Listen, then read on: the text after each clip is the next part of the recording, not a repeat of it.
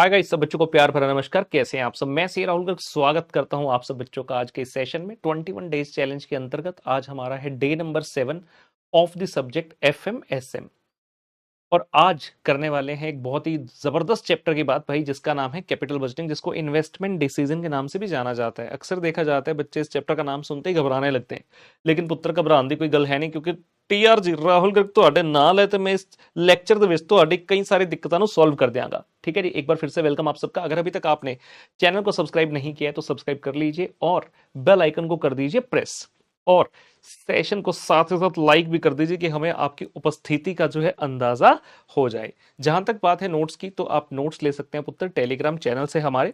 और हम फटाफट से आइए जी, आज का जो सेशन है, मेन जो बातचीत है हमारी, जो नॉलेज है, उसको ग्रहण करना पुत्र करते हैं स्टार्ट। हाँ जी, तो as I said we are talking about the chapter capital budgeting in today's session of FMSM, that is day number 7। पहला प्रश्न हमारे सामने एग्जाम में काउंटलेस टाइम पूछा हुआ ये प्रश्न। इट सेज पुत्र given below are the data on a capital project M. तो एक कैपिटल प्रोजेक्ट है जो उसका कुछ डाटा है। कहते हैं जब प्रोजेक्ट हम ले रहे हैं इसमें एनुअल कॉस्ट सेविंग, तो एक तरह से एनुअल कैश इनफ्लो है 60,000 का। 4 साल की लाइफ है प्रोजेक्ट की। IRR internal rate of return 15%, यानी कि प्रोजेक्ट 15% की रिटर्न जनरेट करके आपको देगा। प्रॉफिटेबिलिटी इंडेक्स 1.064 है। प्रॉफिटेबिलिटी इंडेक्स ग्रेटर देन 1 है। इसका मतलब होता है पुत्र आपकी जो present value of cash inflow है that is greater than the present value of cash outflow, यानी कि प्रोजेक्ट का एनपीवी पॉजिटिव है, इसका ये मतलब है। और कहता है जी जो सेल्वेज वैल्यू है वो शून्य है, मतलब स्क्रैप वैल्यू अंत में कुछ नहीं है। कहता जी आपको क्या करना है, you are required to calculate for this project M. पुत्र 4 चीजें पूछ रहा है। कॉस्ट ऑफ प्रोजेक्ट, जो कि बिल्कुल इनिशियल पॉइंट है, क्वेश्चन ने आपको वो बताया ही नहीं। उसके अलावा पे back, cost of capital and NPV, एक एक करते हुए पॉइंट को आगे बढ़ेंगे। और नीचे कुछ डाटा हमें क्वेश्चन ने 15%, 14%, 13% और 12% पर डिस्काउंटिंग, इस डिस्काउंटिंग फैक्टर पर वैल्यूज बताई हुई हैं आपको first year, second year, third year and fourth year की। और यहाँ पर एक टोटल है। टोटल का मतलब है ये क्या चीज दी है जी, this is the annuity factor at this rate percent for the 4 years. अब सवाल उठा, बच्चे कहेंगे सर ये 4 हमें क्यों दिया? क्योंकि ये वाली इन्फॉर्मेशन अक्सर दी होती है जब आपको IRR निकालना होता है। यहाँ तो IRR गिवन है, लेकिन सबसे बड़ी बात है कि क्वेश्चन में कॉस्ट ऑफ कैपिटल गिवन नहीं है आपको। जो मेन रेट होता है कैपिटल बजटिंग के डिसीजन को इवेल्युएट करने का, तो वही रेट उसने आपसे पूछा है यहाँ। तो वो हमें इसी टेबल की मदद से उत्तर मिलेगा। सबसे पहले देखते हैं जी स्टार्टिंग पॉइंट क्या हो सकता है। प्रॉफिटेबिलिटी इंडेक्स का फॉर्मूला होता है पीआई का formula PVCI divide by PVCO. ना तो आपके पास पीवीसीआई ओ है, ना ही पीवीसीआई है, तो आप ये वाला फॉर्मूला लगा नहीं सकते। आईआरआर का फॉर्मूला होता है the at one where the PVCI is equal to PVCO. आप ये वाला फॉर्मूला डेफिनेटली लगा सकते हैं। क्यों? क्योंकि पीवीसीआई कैसे बनता है, cash inflow per annum multiply by आपका IRR कितना है, जो उसने 15% आपको दिया हुआ है, तो 15% पर, और क्योंकि ये सेम है हर साल 60,000 का कैश इनफ्लो आपका, अगर मैं 15% के हिसाब से 2.855 से मल्टीप्लाई कर देता हूं तो मुझे अपना पीवीसीओ मिल जाएगा, क्योंकि IRR पर पीवीसीआई और पीवीसीओ पुत्र दोनों बराबर होते हैं। आइए देखते हैं इस प्रश्न का उत्तर स्टार्ट करते हैं। तो ये आ गया हमारे सामने उत्तर नंबर 1 पुत्र, आप देख सकते हैं गिवन है कि IRR जो है वो 15% है और IRR पर पीवीसीआई और पीवीसीओ बराबर होते हैं। तो हम यहाँ कहते हैं पीवीसीआई का formula cash inflow multiply by annuity factor R% for N, क्योंकि हम IRR पर हैं तो ये R का मतलब है IRR। तो 60,000 का इनफ्लो है, 15% पर 4 साल का एन्युटी फैक्टर बनता है 2.855। तो यहाँ से पुत्र आपका ये आ जाता है पीवीसीओ दैट इज 1,71,300। तो ये क्वेश्चन का स्टार्टिंग पॉइंट है। अगर ये मिल गया तो आगे की राह आसान है। सेकंड पॉइंट में क्वेश्चन आपसे पूछ रहा है पे बैक पीरियड, कि कितने समय में आपका पे बैक होगा। तो cost of project divide by annual cash inflow, आपका कॉस्ट ऑफ प्रोजेक्ट कितना है अभी अभी निकाला जी 1,71,300 और एनुअल कैश इनफ्लो गिवन है जी 60,000। तो आप जब इसको करेंगे सॉल्व तो आपकी वैल्यू आ जाएगी 2 पॉइंट समथिंग। ये आ गया जी आपका 171,300 डिवाइड बाय पुत्र 60,000। 2.85 वगैरह इसमें से -2 कर दीजिए, मल्टीप्लाई कीजिए 12 से, तो आपके आ जाएंगे मंथ्स, 2 ईयर 10 मंथ्स। अब जो 10.26 आया तो पॉइंट वाला सिर्फ देख लीजिए, रह गया 0.26 से 10 के अलावा, तो उसको 30 से मल्टीप्लाई कीजिए, आपके आ जाएंगे डेज, जो कि आ रहे हैं अप्रोक्सीमेटली 8 डेज। तो आंसर है जी 2 ईयर 10 मंथ एंड 8 डेज। तीसरी चीज क्वेश्चन आपसे पूछ रहा था कॉस्ट ऑफ कैपिटल। हमें पता है पीआई का फॉर्मूला है पीवीसीआई डिवाइड बाय पीवीसीओ, और क्योंकि हमारे पास अब पीवीसीओ है और पीआई भी है, अगर मैं इस फॉर्मूले में भर देता हूं तो क्रॉस मल्टीप्लाई करते हुए मेरे पास पीवीसीआई आ जाता है जी कितना, 182263। Now I have PVCI I have the PVCU as well as 171 300। चलो एनी हाउ, ये दोनों चीज तो हमें एनपीवी के वक्त काम आ जाएंगी। क्वेश्चन ने पूछा कॉस्ट ऑफ कैपिटल, ये कैसे निकालें? बड़ी ही आसान सी बात, पीवीसीआई एक्चुअल में present value of cash inflow कितनी होगी? कैश इनफ्लो तो 60,000 अमाउंट मल्टीप्लाई बाय जो भी आपका रेट है उस रेट पर 4 साल का annuity factor is equal to आपका पीवीसीआई है कितना 182263। इसमें कंफ्यूज होना, कई बच्चे कहेंगे नहीं यार पीवीसीआई के लिए तो हमने 15% लिया था, याद रहे वो हम आईआरआर पर कर रहे थे, वो सिर्फ आईआरआर पर ही ट्रू है। एक्चुअल में वास्तविकता में प्रोजेक्ट का क्या रिटर्न आ रहा है, क्या पीवीसीआई है, उसके लिए आपको यहां देखना पड़ेगा। तो यहां से आप जब क्रॉस आप इसको सॉल्व करेंगे इक्वेशन को, एन्युटी फैक्टर आ जाएगा 182263 डिवाइड बाय 60,000 जो आ रहा है 3.038। 4 साल के लिए किस रेट पर ये पता नहीं, तो हम क्वेश्चन में पुत्र वापस जाएंगे और देखेंगे 3.038 इनमें से कहां पर है। 3.038 ये मिल गया जी, 3.038 ये मिल गया, जिसके सामने रेट है 12% का, यानी कि जो कॉस्ट ऑफ कैपिटल है ना that is 12%। Cost of capital जो है क्वेश्चन में वो है 12%। ये देखिए लिखा भी है, as the annuity factor of 3.038 lies against the rate of 12%, it means the cost of capital पुत्र is 12%। तो बहुत ही बेहतरीन ये वाला पॉइंट भी। और लास्ट में चौथे पॉइंट में पूछा था NPV, that is simply the PVCI minus PVCO. Question में दोनों ही वैल्यूज आपके पास आ चुकी हैं, अब तो इनका डिडक्शन करेंगे, इनका डिफरेंस लेंगे 10,963, ये आपका पुत्र एनपीवी आ जाता है। I hope this is clear. काफी महत्वपूर्ण प्रश्न है एग्जाम के नजरिए से। एक और धांसू क्वेश्चन हमने डाला है जी, question number 2, very very good question. सारे बच्चे मेरे साथ बने रहेंगे। क्वेश्चन कर डाला तो लाइफ झिंगा लाला, ऐसा कह लो कि इस क्वेश्चन को करने से इस चैप्टर के कई सारे फंडे आपके सॉल्व हो जाएंगे। Alpha limited is a manufacturer of computer पुत्र, it wants to introduce the artificial intelligence while making the computer. ठीक है, estimated annual saving from introduction of AI, जो आप इंट्रोड्यूस करने जा रहे हो तो एआई का हम यूज करेंगे अपने कंप्यूटर को बनाते हुए, तो हमारे लिए जो फायदे होंगे वो ये हैं।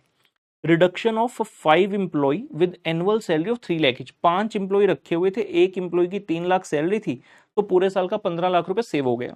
Reduction of ₹3 lakh in the production delays caused by inventory plot, 3 lakh का लॉस था, ये भी नहीं होगा। Reduction in lost sales, lost sale मतलब पहले हम 2.5 लाख रुपए की सेल कर ही नहीं पाते थे, अब लेकिन ऐसा नहीं होगा, अब हम वो कर पाएंगे, तो 2.5 लाख का ये फायदा।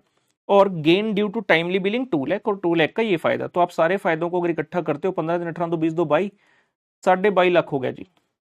22.5 लाख का फायदा आपको हो रहा है। Then it says purchase price of the system for installation of artificial intelligence is ₹20 lakh. कहता 20 लाख रुपए का सिस्टम आएगा और इंस्टॉलेशन कॉस्ट होगी 1 लाख की, तो टोटल 21 लाख रुपए का खर्चा हो गया।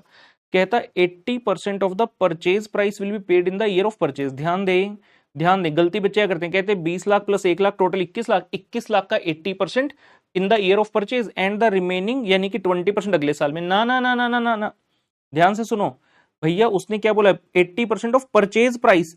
परचेज प्राइस ये रहा, परचेज प्राइस 20 लाख का है, तो 20 लाख का 80% 0 ईयर में और 20% फर्स्ट ईयर में। इंस्टॉलेशन कॉस्ट के लिए उसने कुछ नहीं बोला, तो इंस्टॉलेशन कॉस्ट पूरे की पूरी 0 ईयर में ही आएगी। एक तो ये बढ़िया पॉइंट है। क्वेश्चन कहता है जो लाइफ है ना प्रोजेक्ट की वो 5 साल की है और स्ट्रेट लाइन बेस पर डेप्रिशिएट कर देना। हमें पता है जी 20 लाख का आपने लिया, 1 लाख का इंस्टॉलेशन कॉस्ट, स्क्रैप वैल्यू अगर कोई होगी तो ठीक है, नहीं तो डिवाइड बाय आप 5 करना, उससे बोला एसएलएम बेस पर कर दो, तो आपकी डेप्रिसिएशन आ जाएगी। अब यहां पर भी कई बच्चे कंफ्यूज होते हैं, कहते नहीं 80% तो हमने in the year of purchase दिया, 20% तो अगले साल दिया, तो उसकी डेप्रिसिएशन अगले साल से लगाएंगे। अरे भाई, आपने एसेट जब यूज करना स्टार्ट कर दिया, AS10 चीख चीख कर कहते हैं प्रॉपर्टी प्लांट इक्विपमेंट का, कि तभी से आपने डेप्रिसिएशन लगानी स्टार्ट करनी है। ये थोड़ी तुमने एसेट खरीद लिया, पेमेंट कर रहे हो 6 महीने के बाद लेट से, तो 6 महीने बाद डेप्रिशिएट करोगे। डेप्रिसिएशन के लिए उस पॉइंट का कोई लेना देना नहीं है, बच्चे इसमें भी गलती कराते हैं। लेकिन कहता है जब आप ये सिस्टम चलाओगे ना, operation of this system will require 2 computer specialist with annual salary of 5 lakh पर पर्सन।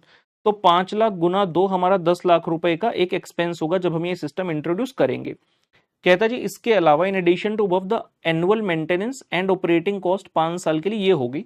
तो पहले साल, दूसरे, तीसरे, चौथे और 5वें साल के लिए उसने आपको बता दिया जी इतने इतने रुपया खर्चा और होगा आपका। तो ये थी सेविंग्स, बेनिफिट्स थे, और ये आपके खर्चे हो गए जी। एक तो 10 लाख रुपए का ये हो गया, एक डेप्रिसिएशन आ जाएगी, और तीसरा हो गया जी मेंटेनेंस। अब क्वेश्चन का जो पॉइंट है जिसके कारण धुएं उड़ते हैं बच्चों के, वो है ये, maintenance and operating cost are payable in advance. ये सबसे जबरदस्त पॉइंट है। अगर ये पॉइंट ना लिखा हो तो क्वेश्चन बहुत ही आसान है, लेकिन इस पॉइंट के कारण थोड़ा सा टिपिकल चीज हो जाती है।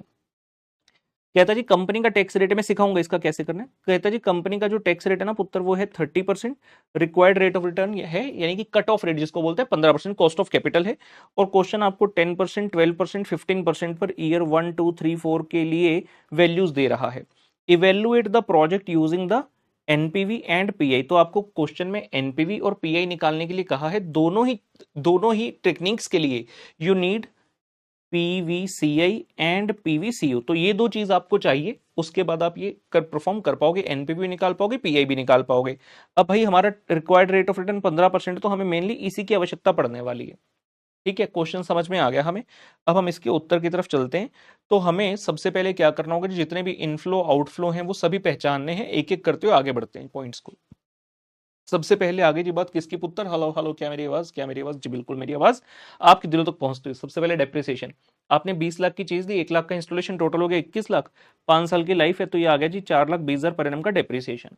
दूसरी बात, अगर मैं निकालना चाहूं प्रॉफिट का amount without maintenance and operating cost, उसको 2 मिनट के लिए छोड़ दो क्योंकि वो पेबल इन एडवांस वाला पॉइंट है। उसके अलावा और सिर्फ मेंटेनेंस और ऑपरेटिंग कॉस्ट ऐसी चीज है जो हर साल वेरी कर रही थी, बाकी सारी चीजें सेम थी। जैसे क्वेश्चन में अगर लेके जाओ आपको वापस, उसने क्या बताया कि जी आपको सेविंग होगी हर साल की, एनुअल सेविंग, हर साल सेम ही सेविंग होगी, कितने की, 22-50 की। उसने ये तो नहीं कहा ना पहले साल में इतना होगा दूसरे में इतना, नहीं। तो ये पहले 5 साल का कॉमन सेविंग हो गया, यानी कि प्रॉफिट हो गया आपका। 1 मिनट जी।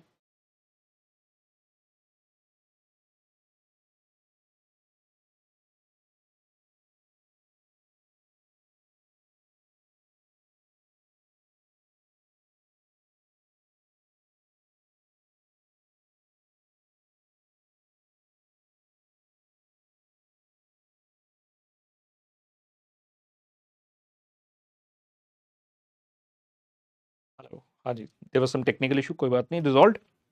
हम्म। तो 22,50,000 हर साल का सेम है। सिमिलरली जो कॉस्ट है डेप्रिसिएशन एसएलएम है, हर साल सेम है। आपकी जो 10 लाख रुपए की सैलरी देनी है ये भी सेम है आपने नया सिस्टम आने के बाद, लेकिन ये वाला अमाउंट हर साल चेंज है। तो इसको 2 मिनट के लिए छोड़कर बाकी सभी चीजों को पहले कंसिडर कर लेते हैं। ये लीजिए, ये लीजिए, ये लीजिए, मेरे साथ आ जाएंगे। हम्म।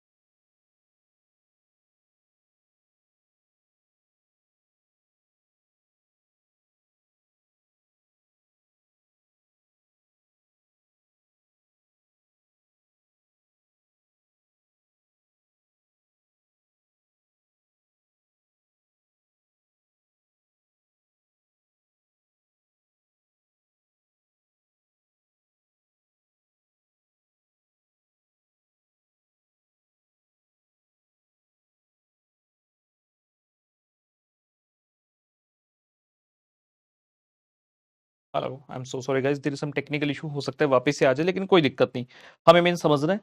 आइए, तो हम कह रहे हैं कि सेविंग एक तो ड्यू टू एआई हो गई आपकी, जो हमने मार्क करी थी 22.5 लाख की, लेकिन ऐसा करने के लिए आपकी एक ऑपरेटिंग कॉस्ट, एक डेप्रिसिएशन लगा, तो नेट आपका जो बेनिफिट रह गया वो है 8,30,000 का। एक चीज तो ये हो गई। दूसरी बात अब आती है जी पीवीसीओ की। हमने कहा जब क्वेश्चन पढ़ा कि एनपीवी करो या पीआई करो, दोनों के लिए आपको पीवीसीआई और पीवीसीओ चाहिए। तो पीवीसीओ कैसे निकलेगा, उसने बोला जी 0 ईयर में हमारी परचेज कॉस्ट जाएगी कितनी, जो भी टोटल परचेज का अमाउंट था 20 लाख, उसका 80% यानी कि 16 लाख रुपए। 0 ईयर में जाएगी इंस्टॉलेशन कॉस्ट कितने की, 1 लाख की। और फर्स्ट ईयर में आपका जो परचेज प्राइस आधा बच गया, कितना, 20 लाख रुपए का 20% यानी कि 4 लाख रुपए, ये भी जाएगा। अब मेन बात क्या आ जाती है कि जब फर्स्ट ईयर में जाएगा तो आपका जो फर्स्ट ईयर का फैक्टर है वो आएगा यहां पर 15% रेट पर ईयर नंबर 1 का पीवीएफ 0.87, जो कि क्वेश्चन में आपको दिया गया है। तो इस तरीके से आपका जो पुत्र पीवीसीओ बनेगा दैट विल बी 20,40,000, पीवीसीओ बनेगा दैट विल बी 20,48,000। तो ये चीज हमने निकाल कर रख लिया। अब रह गया पीवीसीआई। पीवीसीआई के लिए आपको एक तो चाहिए हर साल का प्रॉफिट, जो कि इतना आ गया। इसके आगे की बात यहां करेंगे। तो कंप्यूटेशन ऑफ पीवीसीआई और कैश इनफ्लोज दोनों यहां कर रहे हैं। कैश इनफ्लो मतलब without considering the time factor, और जब टाइम फैक्टर कंसीडर कर लेंगे तो प्रेजेंट वैल्यू उसकी निकाल लेंगे। अब क्योंकि यहां पर क्वेश्चन ने कहा कि आपकी मेंटेनेंस और operating cost payable in advance है, यानी कि ईयर 1 का अमाउंट आप 0 में पे करते हो, तो हमें यहां पर एक 0 का कॉलम भी बनाना पड़ेगा। ये मेन बात आ गई क्वेश्चन की। तो हमने प्रॉफिट जो निकाला था हर साल में वो कॉपी कर लिया। सबसे पहले इसमें एक खर्चा हमने नहीं लिखा था, कौन सा, मेंटेनेंस एंड ऑपरेटिंग कॉस्ट का। सबसे पहले इसे माइनस कर दो जी, हर साल का 2,81,000, 160, 140, 120। कोई बच्चे इन्हें सिर्फ जीरो ईयर से माइनस करो। अरे यार, जीरो ईयर में पेमेंट हो रही है, जीरो ईयर में सिर्फ पेमेंट हो रही है। पीएनएल कब बनेगा, ईयर एंड पर। टैक्स का इंपैक्ट कब आएगा, ईयर एंड पर आएगा। पीएनएल स्टार्टिंग में नहीं बनता ईयर के, पीएनएल तो एंड में ही बनता है। तो अभी पेमेंट संबंधित बात नहीं हो रही, अभी खर्चे की बात हो रही है, ठीक है। ये लीजिए, उसके बाद पुत्र आ जाता है, ये आ गया जी आपका ईबीटी। ये आ गया ईबीटी में मार्क कर रहा हूं, देखेंगे अर्निंग बिफोर टैक्स की वैल्यूज आपकी आ जाती है। उसमें से आपने माइनस किया जी टैक्स कितना, 30% पर। ये 30% पर आपने टैक्स माइनस कर दिया, क्वेश्चन में गिवन था, तो आपके पास आ गया ईएटी। ये आ गया जी आपका पुत्र अर्निंग आफ्टर टैक्स। उम्मीद करता हूं यहां तक क्लियर है, अर्निंग आफ्टर टैक्स तक। इसमें आप क्या करेंगे, वापस अपना डेप्रिसिएशन एड बैक कर देंगे, तो कैश इनफ्लो तो आ गया। प्लस आपने कर दिया डेप्रिसिएशन, जितना भी माइनस किया था सेम अमाउंट डेप्रिसिएशन का यहां हमने एड बैक कर दिया, जो कि 4,20,000 रुपए पर एनम पुत्र बनता है। ये भी क्लियर हो गया, ये भी क्लियर हो गया। उसके बाद आ जाता है पुत्र, अब मेन चीज जो है वो ये रही, जो मेन चीज है वो ये रही। मेंटेनेंस और ऑपरेटिंग कॉस्ट का मैंने आपको क्या बोला कि जो टैक्स इंपैक्ट है उसके लिए आपको ईयर 1 से ही चालू करना है। तो आपने ईयर 1, 2, 3, 4 में माइनस किया मेंटेनेंस को और ऑपरेटिंग कॉस्ट को, उसका टैक्स इंपैक्ट ले लिया। लेकिन क्या मेंटेनेंस और ऑपरेटिंग कॉस्ट आपकी payable first, second, third, fourth, 5 है? नहीं, उसने कहा था इन एडवांस, यानी कि फर्स्ट ईयर का जीरो में जाएगा, सेकंड ईयर का फर्स्ट में, थर्ड ईयर का सेकंड में, एक एक साल पीछे जाएगा। तो आप क्या करिए, आपने जो ये माइनस किया था इसको वापस एड बैक कर दो। पहले तो इफेक्ट नलीफाई हो गया इसका, मेंटेनेंस ऑपरेटिंग कॉस्ट का हमने माइनस किया था, same to same add back कर दिया। अब जो एक्चुअल में होना चाहिए, क्या होना चाहिए था, उसने बोला एडवांस में होगा, तो सेकंड ईयर आपका फर्स्ट ईयर का जीरो में जाएगा, सेकंड ईयर का 1 में, थर्ड ईयर का 2 में, फोर्थ ईयर का 3 में और फिफ्थ ईयर का 4th में। इस तरह से हो गया और आपकी आई जी फाइनल कैश इनफ्लोज की वैल्यूज। तो ये हमारे फाइनल कैश इनफ्लो बने, जीरो ईयर में -2 लाख, फिर 1, 2, 3, 4 और 5 ईयर में।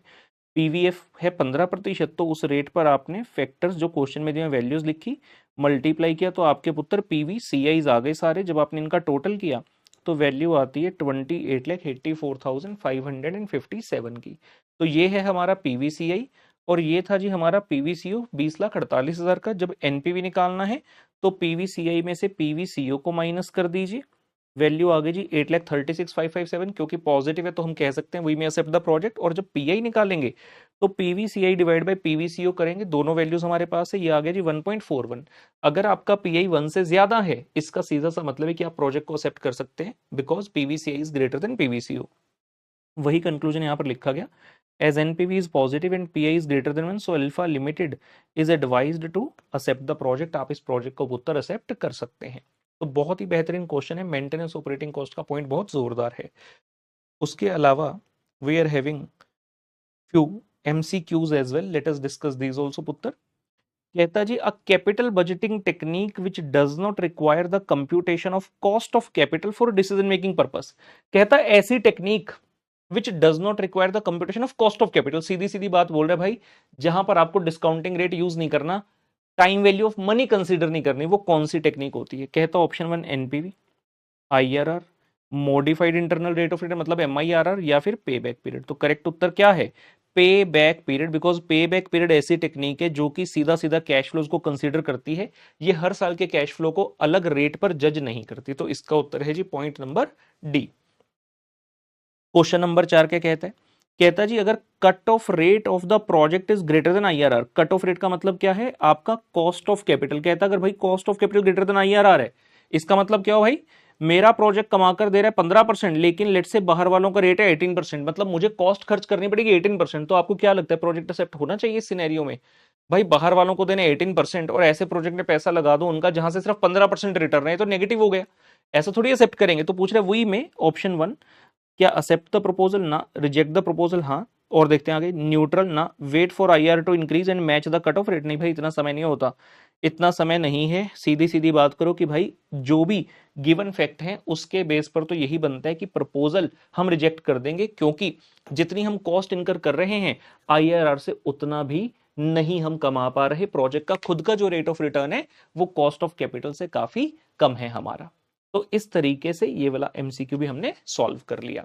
ठीक है जी, तो ये भी हमारा डन हो गया कैपिटल बजटिंग। उम्मीद करता हूं इस सेशन से आपको नया डेफिनेटली जरूर कुछ सीखने को मिला होगा। तो मेरे साथ बने रहे नई नई नॉलेज के लिए। और फिर से याद दिला दूं, सेशन को लाइक नहीं किया तो लाइक कर देना, और साथ में सब्सक्राइब करके बेल आइकन को कर दो प्रेस। नोट्स टेलीग्राम चैनल से मिल जाएंगे, ना कि सिर्फ इस सब्जेक्ट के बल्कि सभी सब्जेक्ट्स के नोट्स आपको मिल जाएंगे। तो टेलीग्राम चैनल को फटाफट से जाके जो है ज्वाइन कर लीजिए।